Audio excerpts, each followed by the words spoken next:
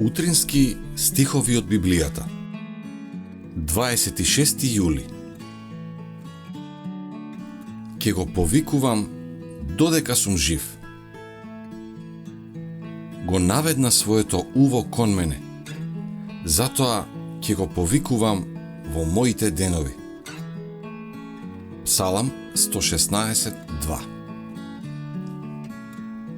Вратата на нашето срце треба постојано да ја држиме отворена, а нашата покана постојано да се издига нагоре, за да може Исус да дојде и да престојува како небесен гостин во душата. Иако околу нас може да има загадена, расипана атмосфера, ние не треба да ги вдишуваме нејзините испарувања, туку можеме да живееме во чистиот воздух на небото.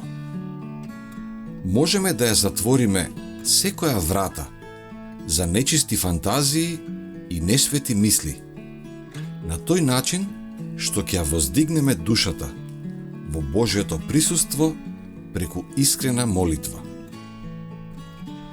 Оние чии срца се отворени да ја примат поддршката и благословот од Бога, ќе одат во посвета атмосфера од онаа на земјата и ќе имаат константна заедница со небото. Нам ни се потребни појасни представи за Исус и посеопфатно разбирање за вредноста на вечните реалности. Убавината на светоста треба да ги исполни срцата на Божите деца. А за тоа да може да се постигне, треба да копнееме кон божествени откритија за небесните нешта. Нека душата се извлече и воздигне нагоре, за Бог да ни даде здив од небесната атмосфера. Ние можеме да се држиме толку блиску до Бога, што при секое неочекувано искушение, нашите мисли ќе се свртат кон него исто толку природно, како што цветот се свртува кон сонцето.